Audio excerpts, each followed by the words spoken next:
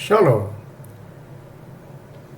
I have an earlier video that's related to this subject entitled Climate Change. Today and in the following couple of videos, we shall be exploring in detail the 5 sins that defile the land. What are the consequences when the land is defiled?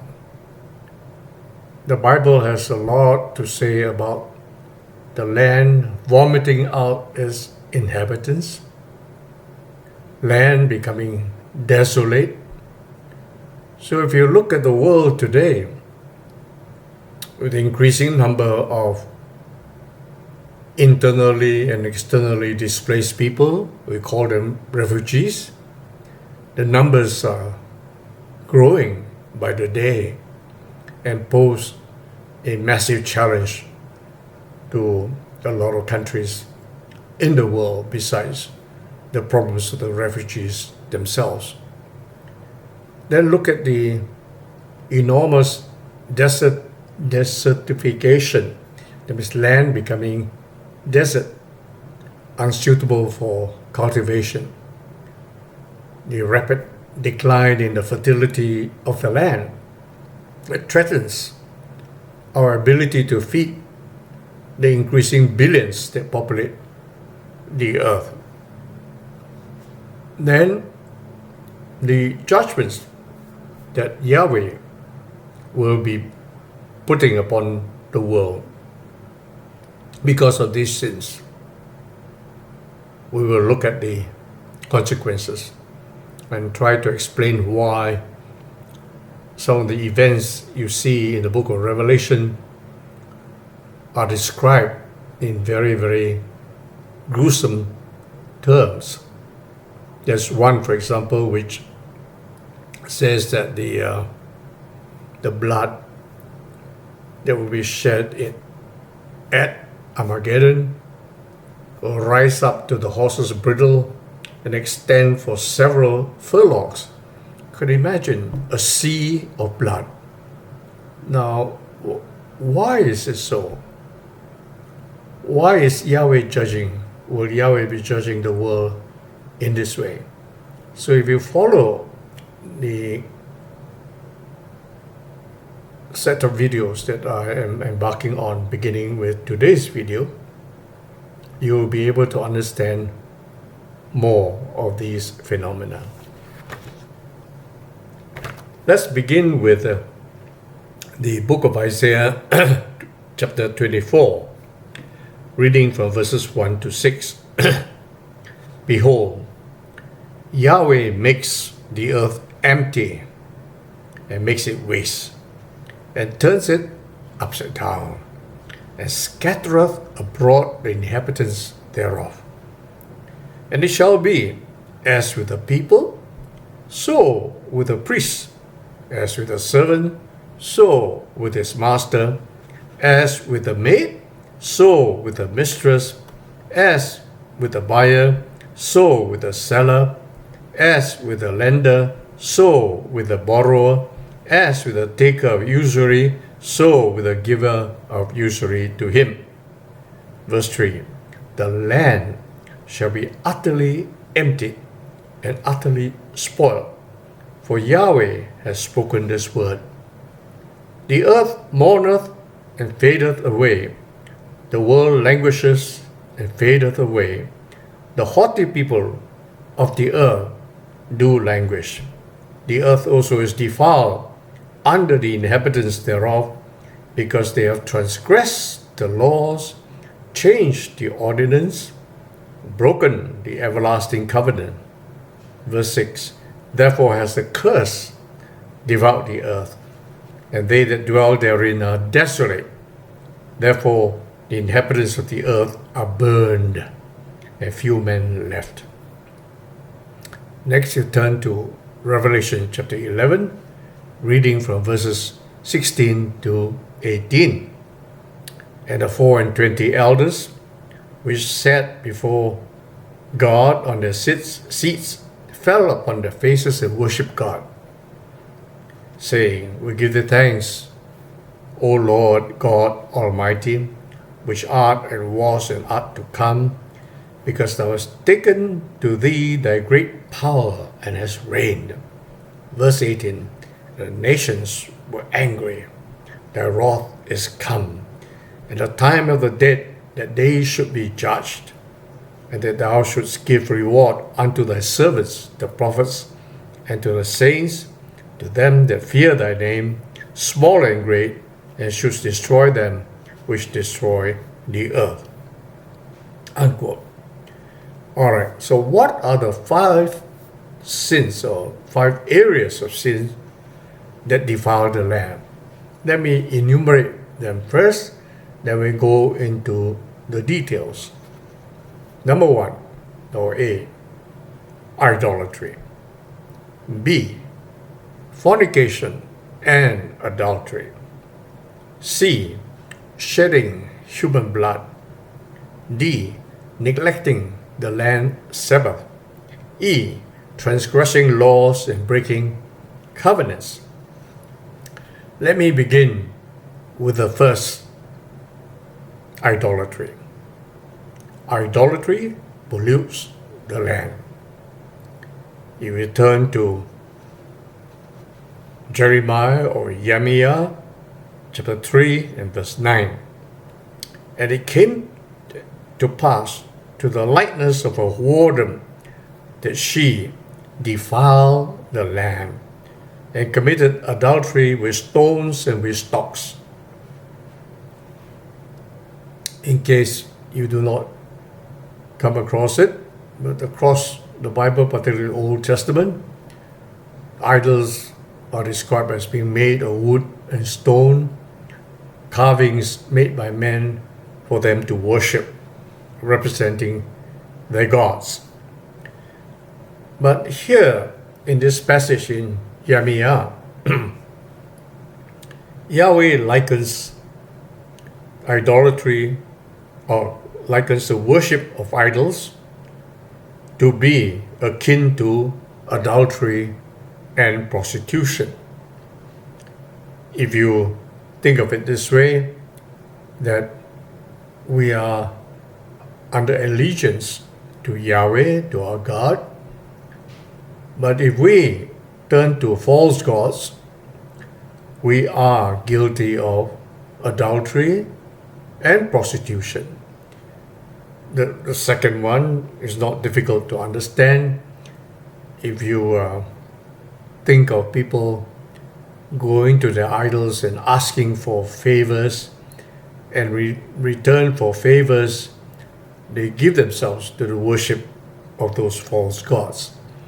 So it's akin to being unfaithful to Yahweh and akin to a prostitute selling her services for gain. So that's the first effect of idolatry, what it amounts to.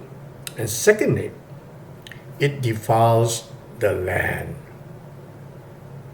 So we'll see, maybe in a later video, how all these sins, the 5 sin areas that I'll be talking about, defile the land.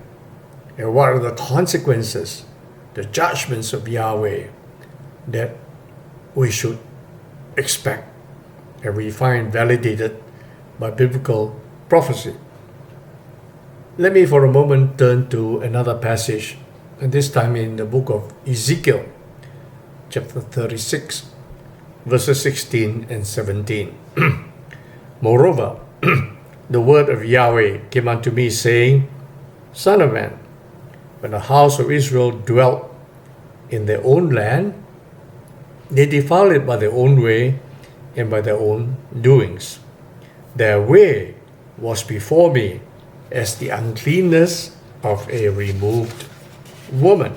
Verse 18, Wherefore I poured my fury upon them for the blood that they had shed upon the land, for their idols wherewith they had polluted it, and I scattered them among the heathen, and they were dispersed through the countries According to their way and according to their doings, I judge them.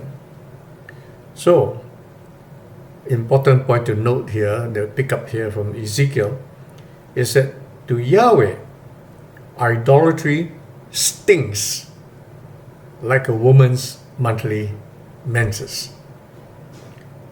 Number 4th point, the punishment for idolatry is stated here as uprooting of the nation and scattering of the inhabitants.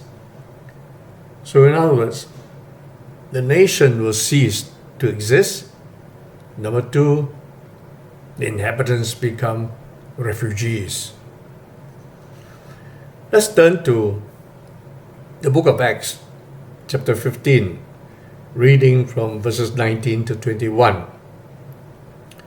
Wherefore, my sentence is that we trouble not them, which from among the Gentiles are turned to God, but that we write unto them that they abstain from pollutions of idols, and from fornication, from things strangled, and from blood. For Moses of old time hath in every city them that preach him, being read in the synagogues every Sabbath day.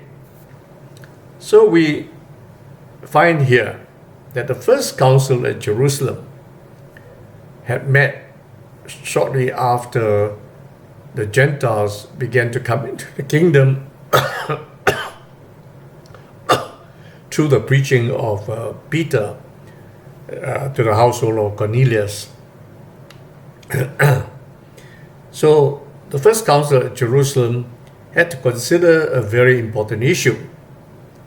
In case you do not know, in the past, before Yahshua came, if a Gentile wanted to be part of the people of Yahweh and to partake of the sacrifices at the temple in Jerusalem, they had to become a Jew, firstly through circumcision of the male, and secondly through learning the Torah and learning to abide by the Torah. Then they would be accepted as part of the Jewish family. So, when the first Gentiles came into the church, the Jews who had come to Christ, their first thinking was, oh, these Gentiles, the men must be circumcised. And number 2, they must learn the Torah and obey before they can be saved. So the issue was, can Gentiles, under the new covenant of Yeshua, come into covenantal relationship with Yahweh without undergoing physical circumcision and without having learned, first of all, the Torah, the law of Moses, before salvation could begin? Well, in short, the council decided not. That physical circumcision was not for the Gentiles. They were meant for the Jews as a mark given to Abraham and his descendants.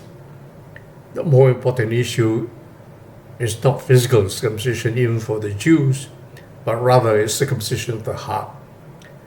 And Paul was at pains to point out in the book of Galatians that Christians, when they come to Christ, identifying with his death, burial, and resurrection, will have circumcision of the heart done by Yeshua. And therefore they do not need circumcision in physical circumcision. So that's the backdrop. And of course, which new convert to Christianity would know the Torah, the law of Moses? Okay? So what the first council in Jerusalem decided very wisely was that let the new Gentile converts begin with 4 prohibitions. And please take note what they are.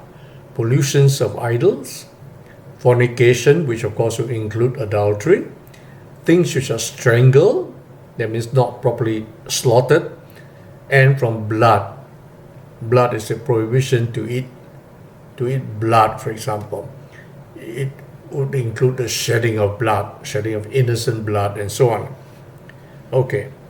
And more than that, the pollution of idols that was stated there included the food, not eating the food offered to idols. How do we know?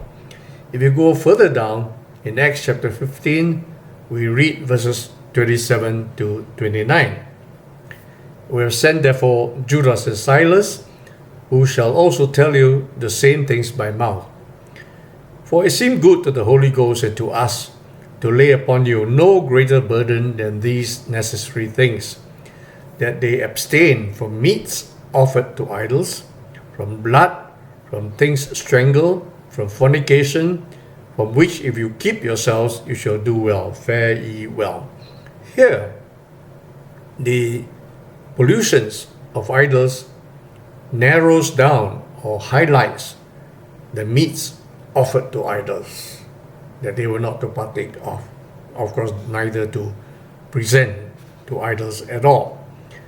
So you can see that the Bible talks a great deal about pollutions of idols. One of the class of sins that defile the land.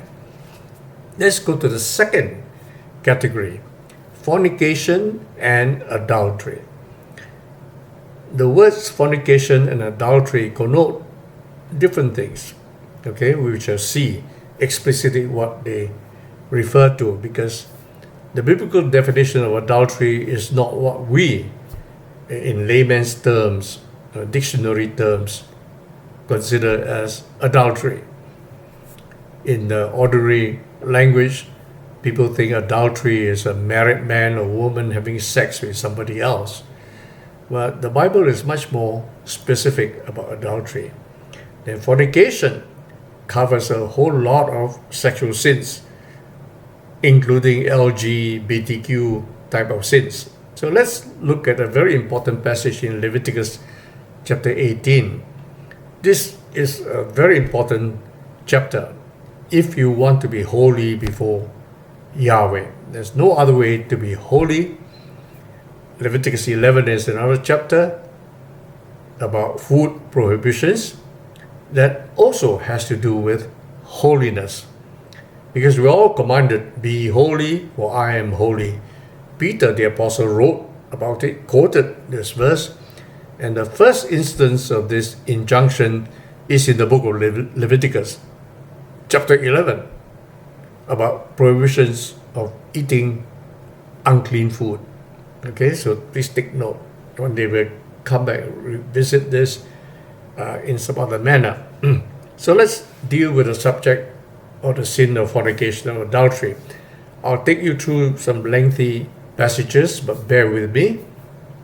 Leviticus 18 verse 6. I'm going to read all the way through to 25. That's quite a lot. Then we'll highlight certain of these passages.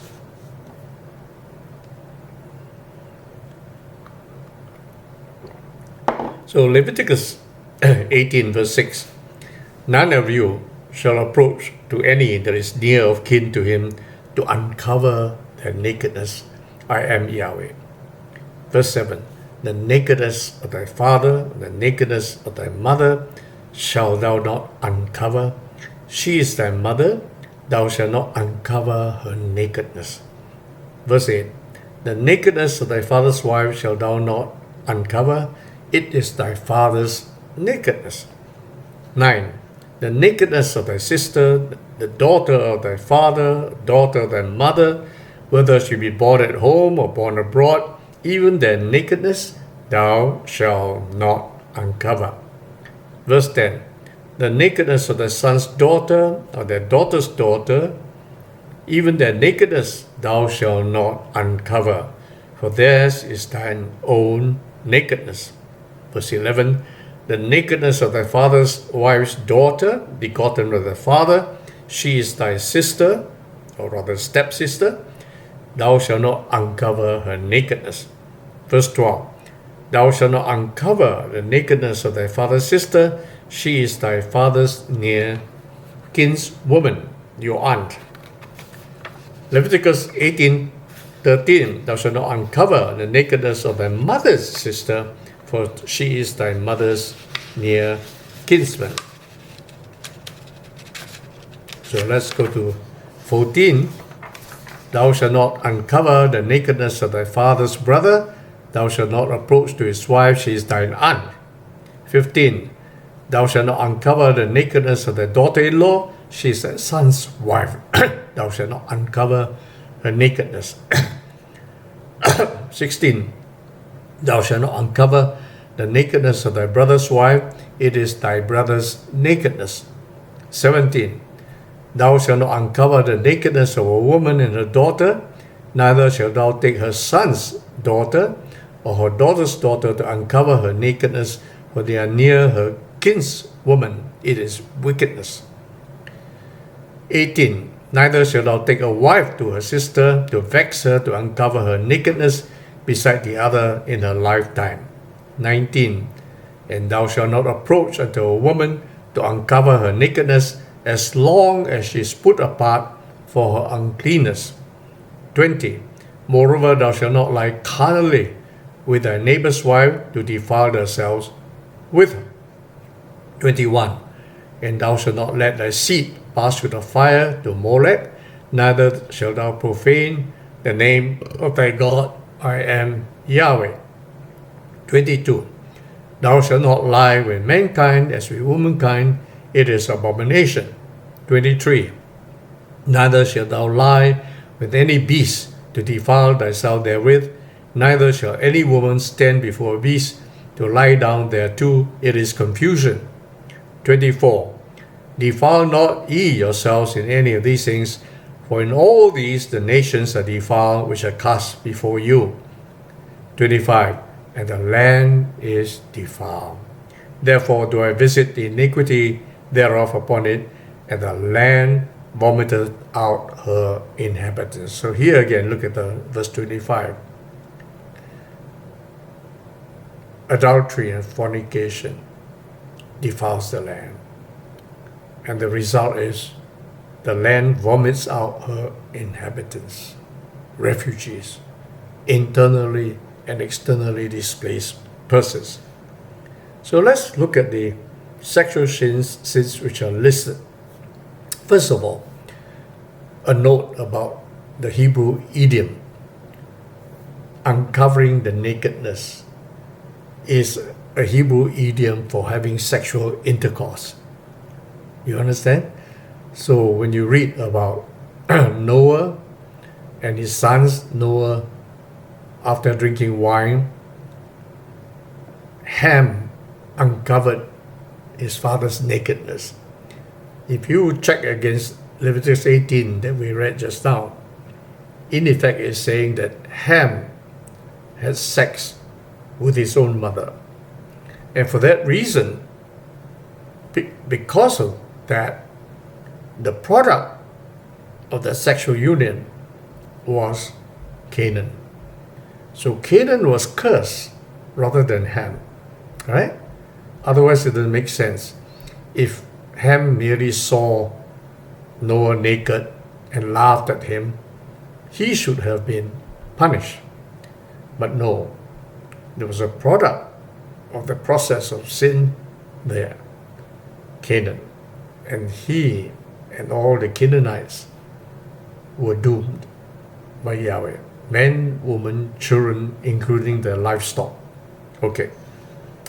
So, a very important thing to keep in mind. So let's look at the specific sexual sins which are listed. Number one, the sin of incest. Leviticus 11, 6 to 18. Different levels of incest. So it means with a close relative. These are prohibitions. And you do well to take note, that you're not to commit incest with any next of kin, near of kin. Number two, sex with a menstrual woman, or when a woman is having a monthly period, that is, you are prohibited from sex with her because she's unclean. She must be set apart at least 7 days, as long as the uncleanness is there, or longer if the uncleanness persists. So that's where we read just now from Leviticus 18:19.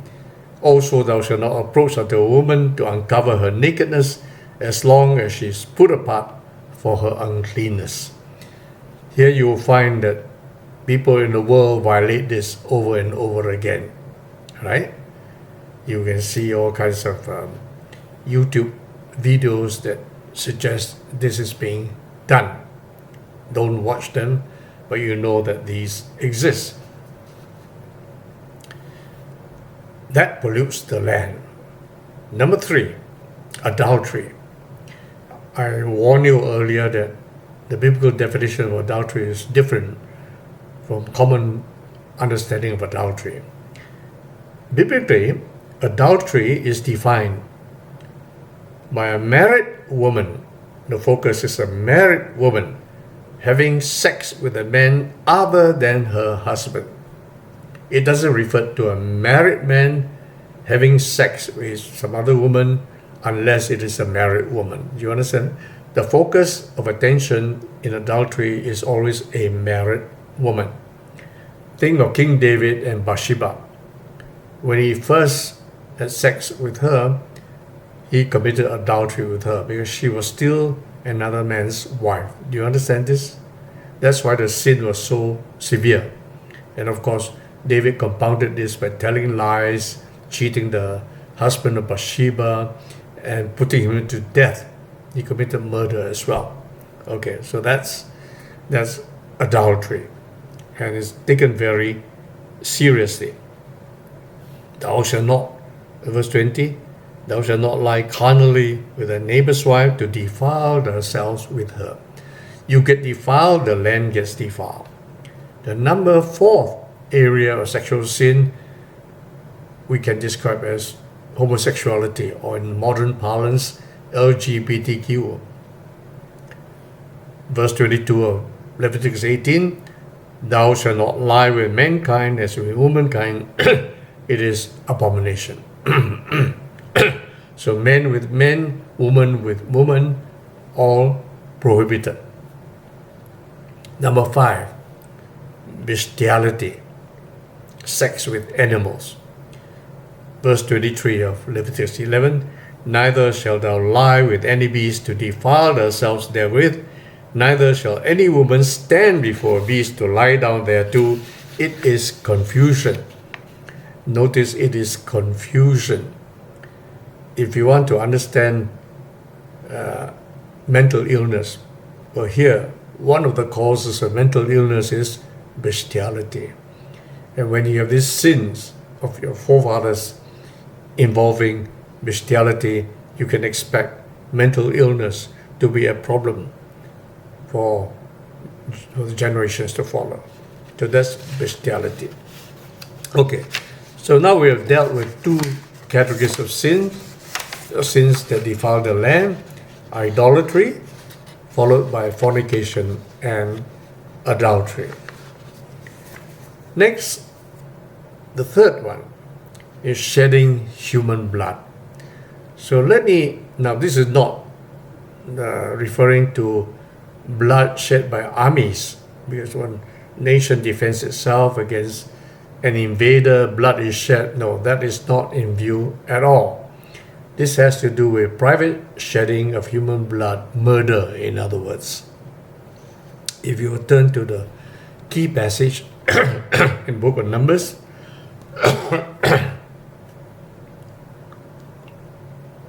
the book of Numbers, chapter 35, reading from verses 33 and 34.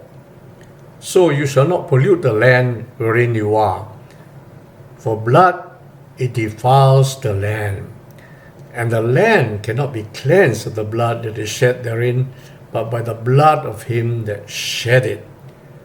Defile not therefore the land which you shall inhabit, wherein I dwell, For I, Yahweh, dwell among the children of Israel.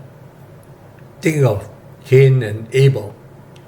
Cain murdered Abel. He shed the blood of Abel. But Cain was not executed. So there was no recompense for that shedding of blood.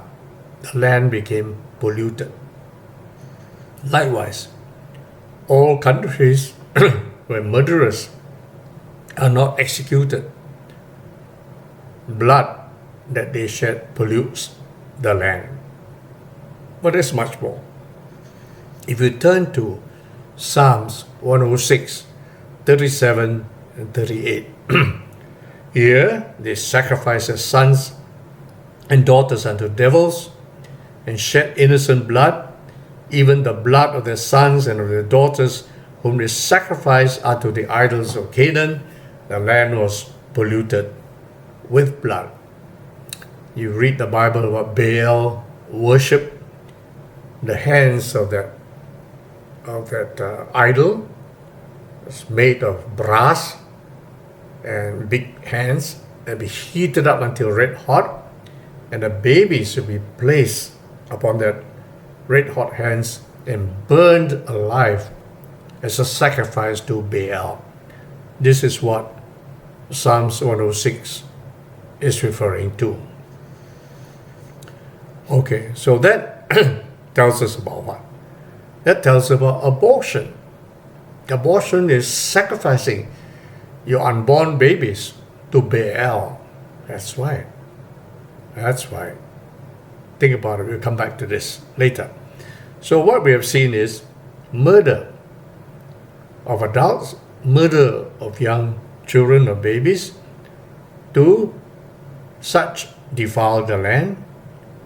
Number 3, the shed blood, like Abel's, cries out for vengeance. So let me refer you to the book of Genesis chapter 4, verses 9 and 10.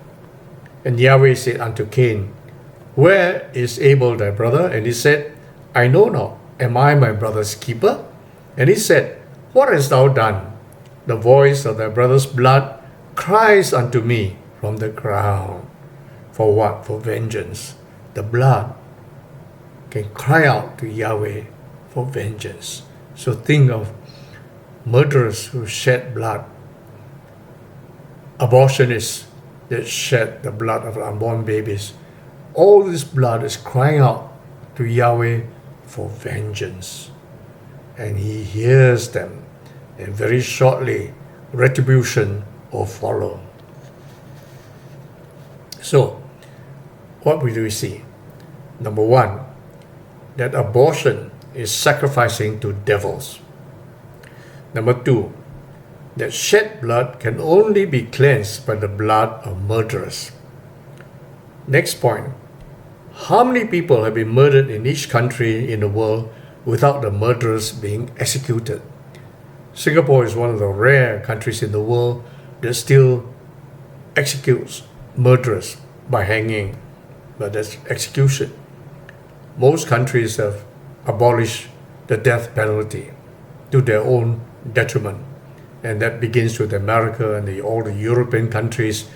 For humanistic reasons, they do not want to hang or execute the murderers, except a few states in America. So, next, abortion.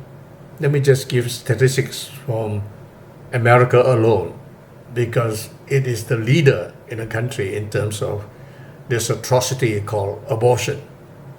In America alone, for the year 2020, 930,160 fetuses were aborted.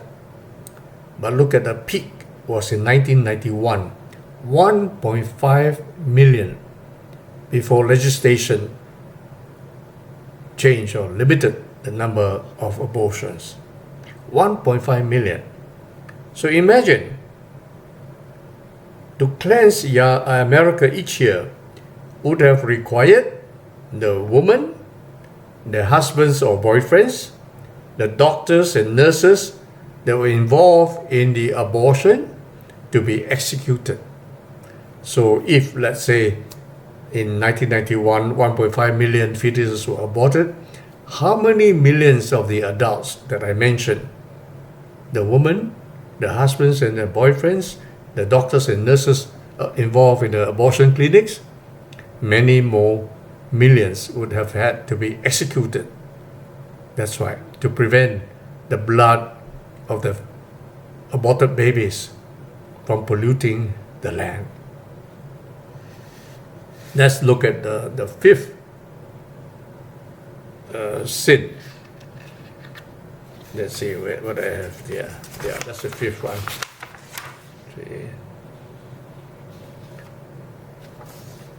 Or the fourth sin, rather, is my fifth section.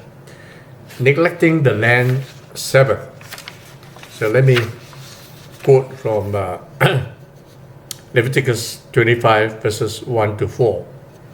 And Yahweh spake unto Moses in Mount Sinai, saying, Speak unto the children of Israel, and say unto them, When you come into the land which I give you, then shall the land keep a Sabbath unto Yahweh. 6 years shalt thou sow thy field, in 6 years thou shalt prune thy vineyard, and gather in the fruit thereof. But in the 7th year shall be a Sabbath of rest unto the land, a Sabbath for Yahweh. Neither shall thou sow thy field, nor prune thy vineyard. Look at 2 Chronicles chapter 36, reading from verse 17 to 21. Therefore he brought upon them the king of the Chaldees, who slew the young man with a sword in the house of the sanctuary, had no compassion upon young man or maiden, old man or him that stooped for age. He gave them all into his hand. And all the vessels of the house of God, great and small, the treasures of the house of Yahweh, treasures of the king, of his princes, all these he brought to Babylon. They burned the house of God, break down the wall of Jerusalem, burnt all the palaces thereof with fire, and destroyed all the goodly vessels thereof. Verse 20. And them that had escaped from the sword carried he away to Babylon, where they were servants to him and his sons until the reign of the king of Persia, to fulfill the word of Yahweh by the mouth of Yahmiah, until the land had enjoyed her Sabbaths. For as long as she lay desolate, she kept Sabbath, to fulfill 70 years. Sobering thought.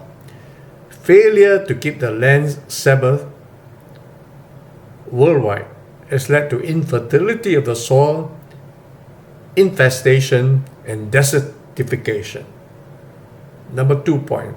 The Babylonian captivity of 70 years was to allow the land to lie fallow, desolate, in order to recover.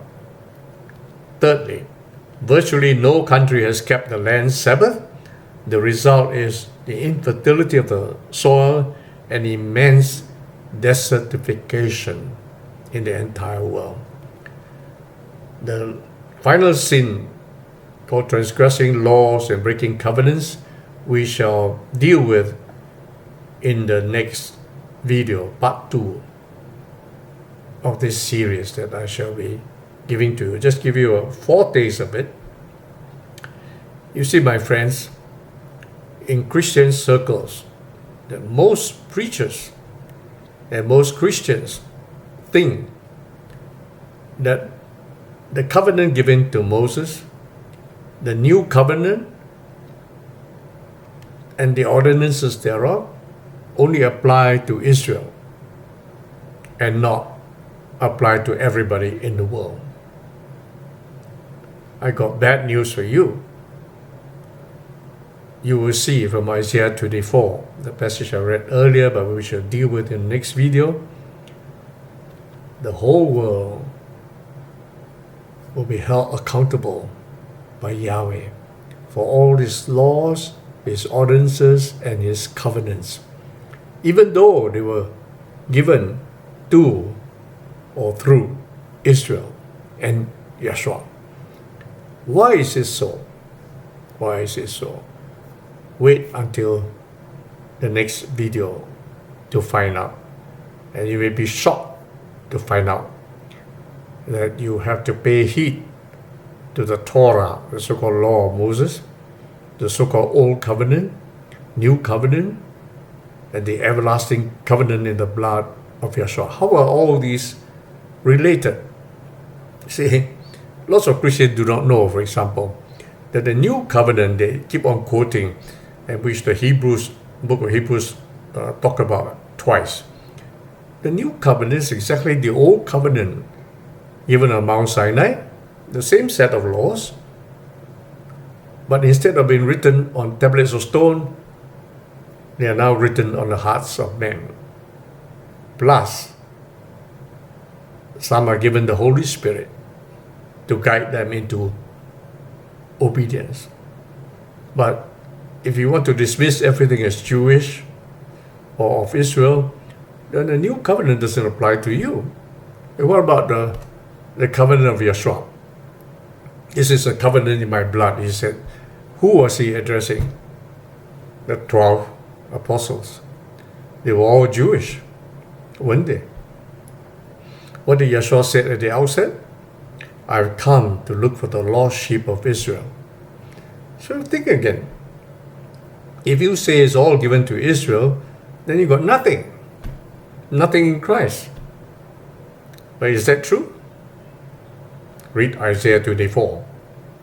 We'll come to that in the next important video. How do we understand that Yahweh will judge the entire world based upon the laws, the ordinances, the covenants that are listed in the Bible? You'll be amazed. So stay tuned. Shalom for now.